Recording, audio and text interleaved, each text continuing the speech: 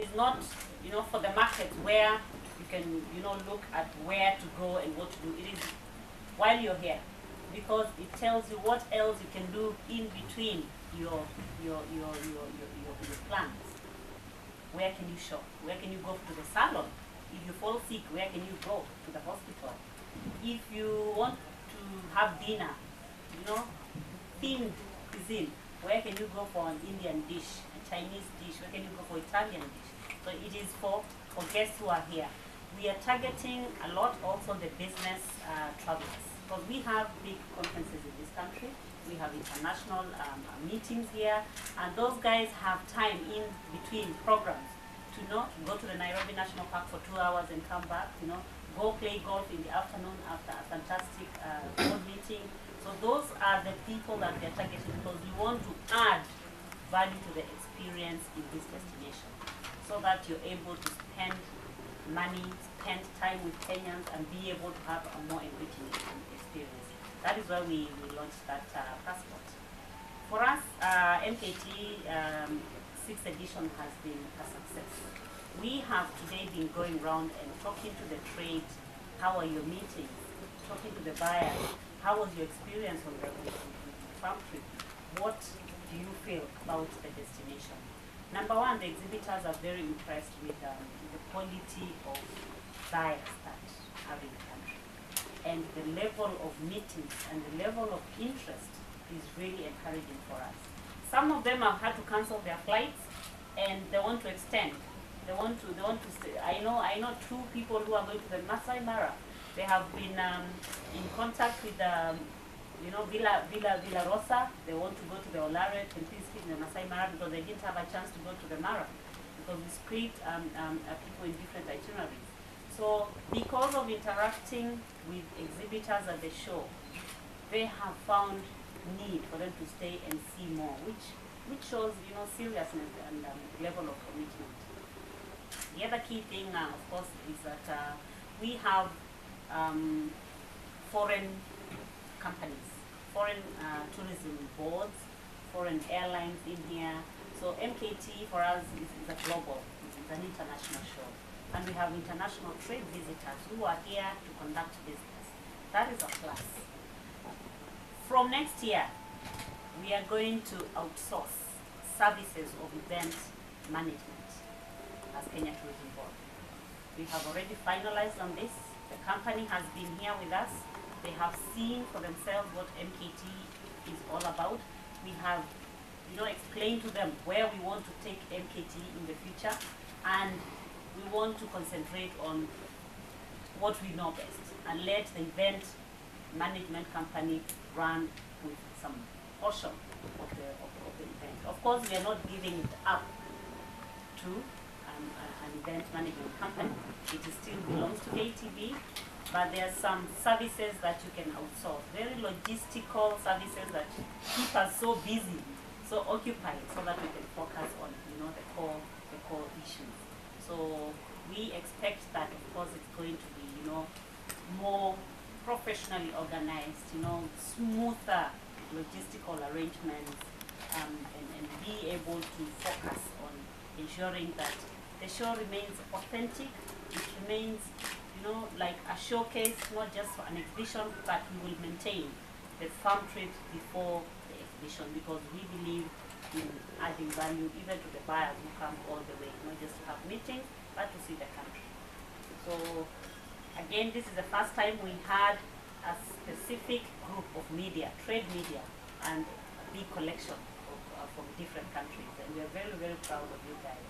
We have been following you, we have seen the experiences you've been sharing, and we can only hope that this will continue even when you go back home, and that you have big stock of things to say about Kenya, and that is not going to end today with the MKTA, so that we continue with the narrative, make it longer, so that we are able to see the fruits of having invested in this partnership, because we believe in your capability to influence the decision makers.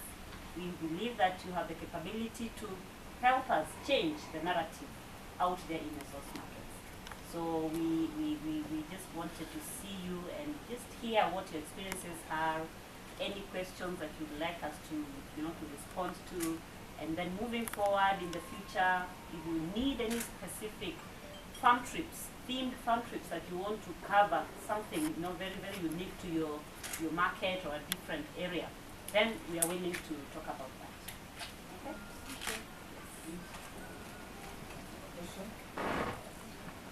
With my English, don't speak English very well. But Minister say in conference that the open sky is a good choice for opening to Kenya. We think that Kenya is infrastructure Kenya is adapted to this opening, and what is for your capacity of receiving tourists in hotel is adapted to this opening. The capacity of receiving tourists. This country has been having tourism for years. From the 70s, we have capacity in various places of different quality. So of course we can handle any sort of guest that is willing to come. We have new capacity. We have new hotels that are coming up. Nairobi alone, over the last 5 years, has seen increase in number of hotels, multiple, especially near the city, because this has become a very important hub, business hub, and this also is good because conference tourism has been growing. It actually was the fastest growing segment for us by end of 2015. Grew by market share from 13% to 17%. That is there. We are also seeing new international brands, global brands of hotels coming up in the city, and newer facilities outside of Nairobi. Recently, there's Angama Mara, in the Mara ecosystem that has been launched, and these are luxury camps, not just the ordinary camp with 5-star inside, but you're under campus. So those are the developments that we are seeing. On the coastline, there is good capacity. In fact, if anything, we need more people to the coast, because that is where we have huge capacity, but still the business is not big enough. So you can imagine with the open sky, if we have flights from Entebbe to Mombasa, Cape Town, Malindi, this is going to be very good for business, and that is what regionally we are talking about. And of course, as the minister said, Kenya is party to the signatory of the Open Skies agreement, and it is about implementation. A lot of the countries have not, implemented.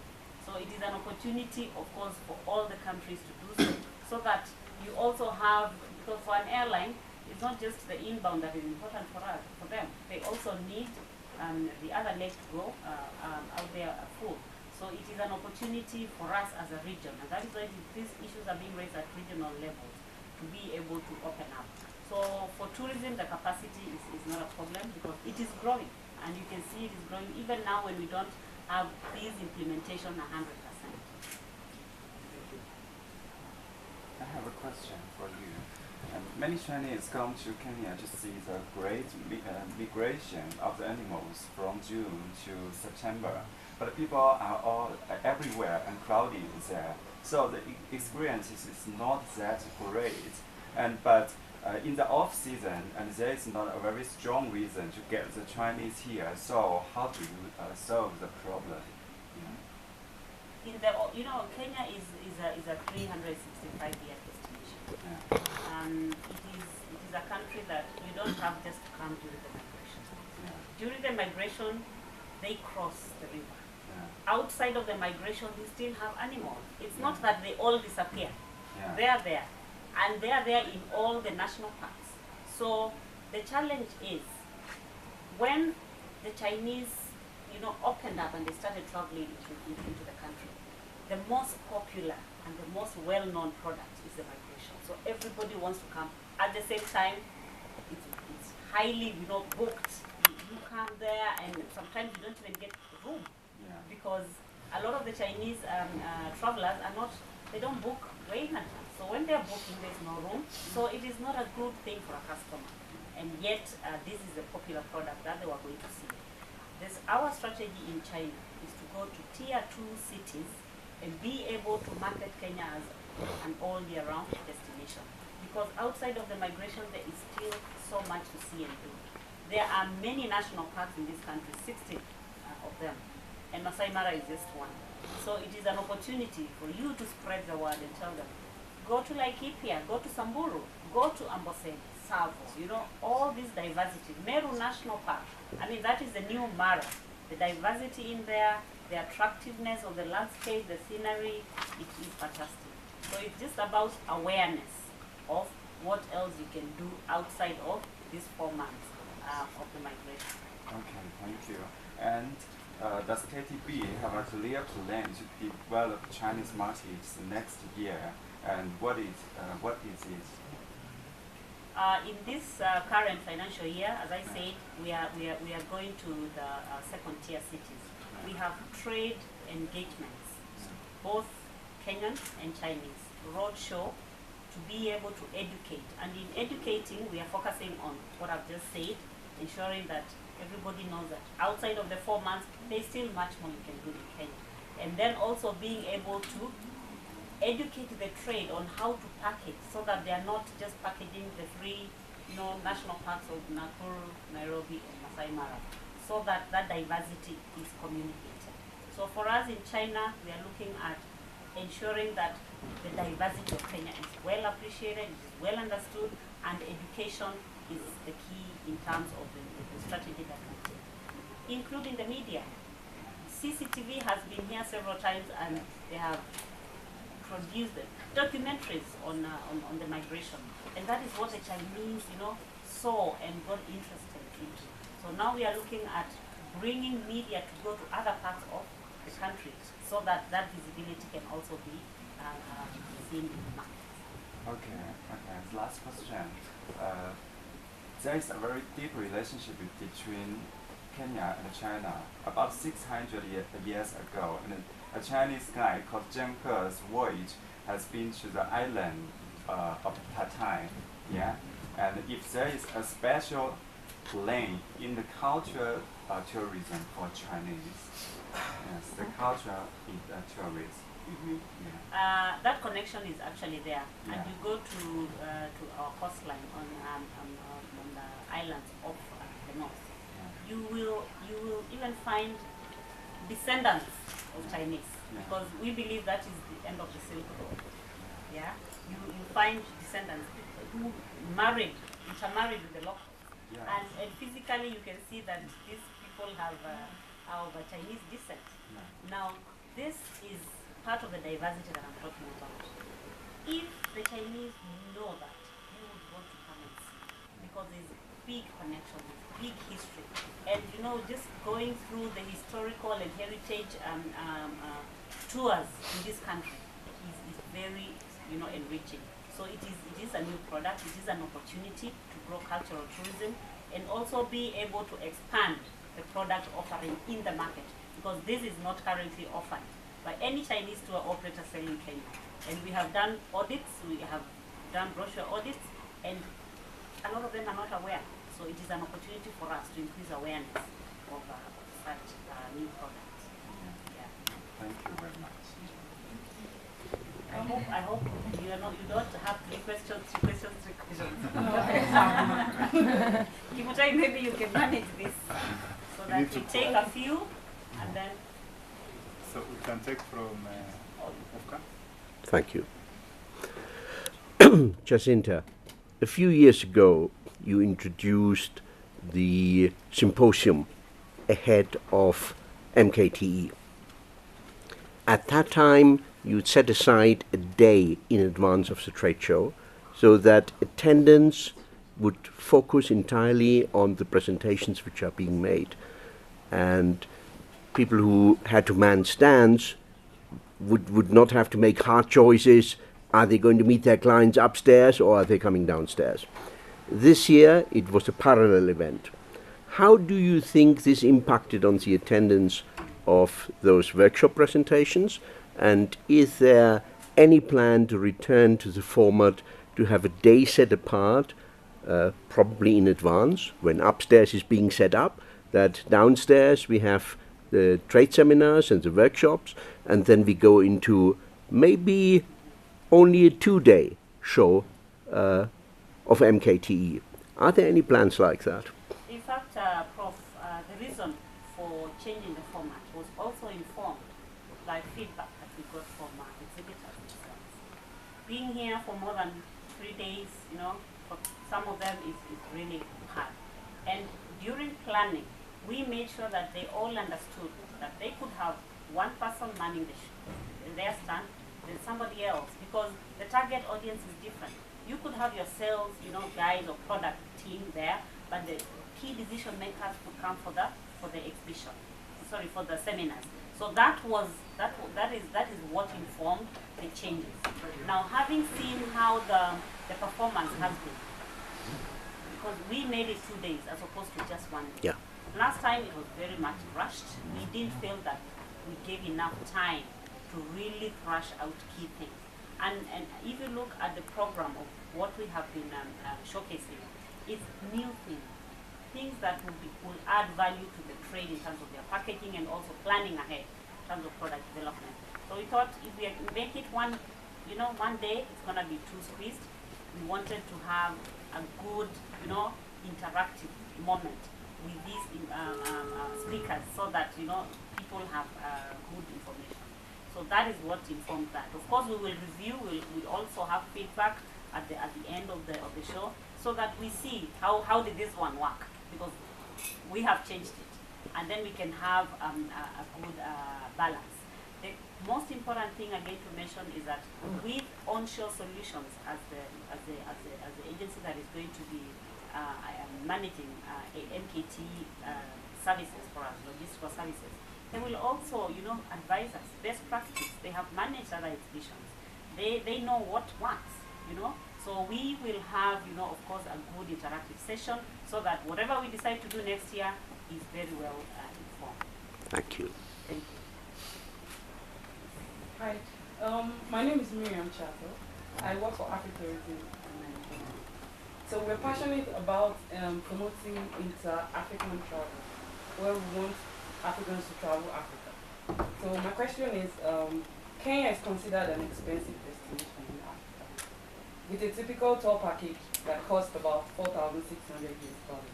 Is there any incentive the KTB is putting together for African travelers who do not have the dollar and the euro to spend like other Europeans? So what's going to happen for us? That's rate 4,000. Wow. Yeah, that's a typical package. Flight inclusive. Okay, no. The of course, flying within Africa is expensive to start. That is a big component that makes the packages within the region expensive. If I were to fly my family to Entebbe, just the tickets alone, family of 4 or 5, you're spending already over 2,000. You haven't even booked a hotel or transfers. Now those are some of the challenges. The other thing for us as Kenya is that we are communicating to the African region and saying, you know what, you don't have to go to 5-star. There are those who can go to 5-star and pay that much. But we have a variety of options, because we are really diverse and the product offering is different category. So we are able to tailor-make what there is. You have seen Kenya in Nigeria actively trying to penetrate into that market. Number one, just creating awareness and being able to tell Africans what else there is in Kenya outside of the safari. We find that a lot of the African clients are not very much interested in the game park after game park after game. Now the variety of having shopping, nightlife, adventure, that is the sort of thing that we are looking at. And this is packageable by different categories of trade. So it's an opportunity to have our trade meet, the trade in those markets, so that they are able to see, really, you're able to package a product appropriate for this market. The problem that we've had as Africa is we focused a lot on Europe, America. We don't have products for ourselves. So we are trying to sell what for an American, selling it to a Ghanaian, it is an opportunity for us to package what is appropriate for ourselves. And you having been here as media, you can tell, people in your country, you know what, it doesn't have to be this. There's also this, there's also this. And we have big trade visitation at the MKT from Africa.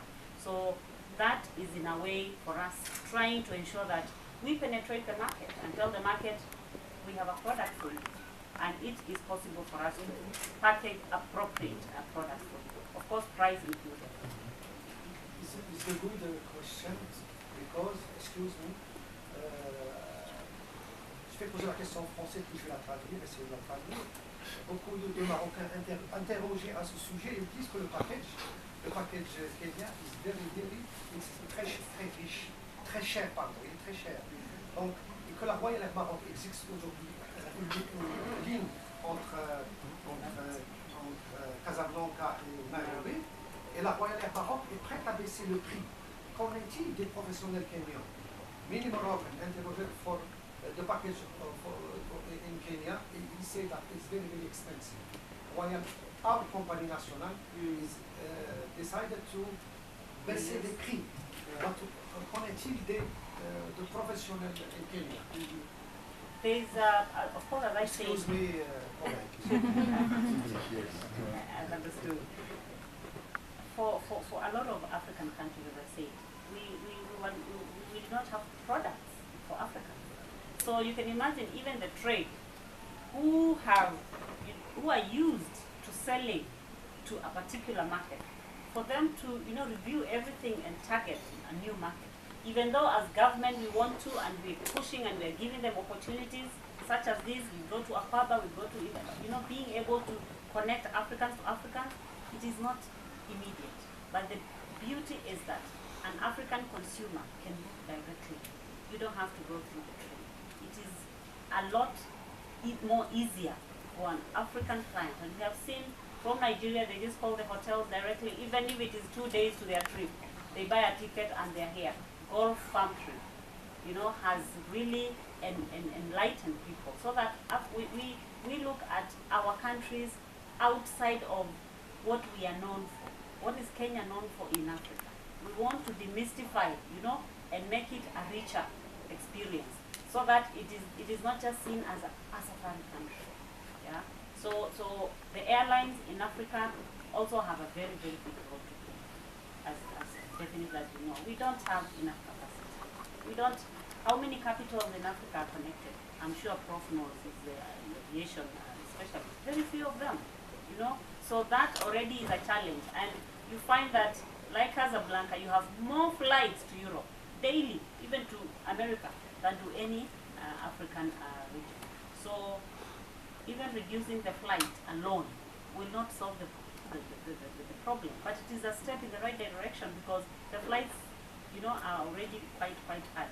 So as we continue to get our trade to interact and package appropriate products that the customer will be able to buy, the African client wants, then we are going to see, good product and good business partnership between the countries. And for us as ATB, we have taken a decision to focus on Africa as one of the most resilient regions. It is currently 25% of all arrivals into Kenya. That is big. A quarter of your business is no joke, with meager investment. So you can imagine focusing and targeting this region with the product that they need, with the price that they can afford. Opening the air and being able to have, traffic. This continent is going to, just be booming. And that is where we are headed. I'm Solomon Olen from Vision Group and National Media House. I'm just seeking some clarification on the statistics because when I was researching, I came across so many contradicting sources. The first one is on bird watching. Roughly, how many bird watchers would you say, or out of every 10 people, how many bird watchers? And then two, how many arrivals does Jomo Kenyatta receive in the high peak season, vis-a-vis the low peak season? For bird watchers, I don't have the figure. I can't tell you out of 10, 2 are bird watchers. Okay. Yeah. I can provide research, later, Okay. and specific for Kenya. But what I know about our bird watching product is that it exists. We have over 51 important bird watching areas. 51 in this country. And it's very specialized with over 1,200 species in this country. You're able to, just have, it's a heaven of bird watchers. And it is not concentrated in one area. At the coast, we have the forests, you have the canopy, and there's a lot of bird watching there. Central region, northern region, where we have the lakes because of the Rift Valley formations, and the lakes are saline, so there's huge diversity. So it's spread across the country. Kenya is one of the few African countries that participates in bird watching promotions. And we attend the Ratland Fair every year in the UK, because that is where bird watchers meet. That is where they do business. And we have tour operators who just specialize in that. And we work very, very closely with the East African Ornithological Society, because there is very good ornithologists who become the tour guides, because this is very special. You have to know scientific names. You have to know they migrated from where. It is very, very, very special. So that aside. The other thing you asked about JKIA arrivals. Peak season for JKIA is in the month of is in the summer season. Yeah. So you find that if you look at our graphs of arrivals, July, August, September, and then December. October, November is shoulder season. Then April, May is also shoulder season. So depending on what year, you can avail to use statistics for JKI alone and also Mombasa International Airport. Then you will see how the trend follows, and it is very, very consistent. There are some, spikes once in a while because of important events happening, like GES, when President Obama was here, the COP's visit, when you have international events like UNCTAD, WTO, those give spikes because a lot of the delegates arrive in JKIA anyway. This is because of the business. But for leisure, clearly, and we can give those information for you, you can see that it is really seasonal around the seasonality of the leisure travel. Mombasa is even more clear seasonal because it is a charter destination. We don't have scheduled flights into Mombasa. So it is the seasons of travel from the source markets that indicate very clearly how the trends are. Last Time? Yes, and last question. Okay. It said that $1 billion will be spent for marketing in the world. I want to precise, what is the share of the Russian market for next year, and what marketing events are you going to arrange? Russia. I will look at it as Central and Eastern Europe. Yeah. And for us, that region, we have three key, strategies that we are focusing. Number one is international trade promotions with charter airlines. That is the only region where we are seeing new charters coming, quickly like this. 3 days ago, the first Ukraine charter into Mombasa arrived. And originally, this charter went to Zanzibar, and it landed in Mombasa. They had a soft landing because it was the first. They had a few guests, but in the next 10 days, we are going to be receiving it with big traffic into Kenya and launching it officially. So that is one of the other. Ithaca, from Poland, and Rainbow have put a charter. For the first time, we had the first summer charter from Poland. Before, they only used to be winter charters. But this year, we got the first charter. So we are seeing a lot of interest by charters. So we continue to work with the volume-driven tour operators because our coastline has capacity. It has a product for this sort of business. So that is one. Then the other one is events. Just 2 weeks ago, we had a team in Czech Republic at the zoo having a Kenya event.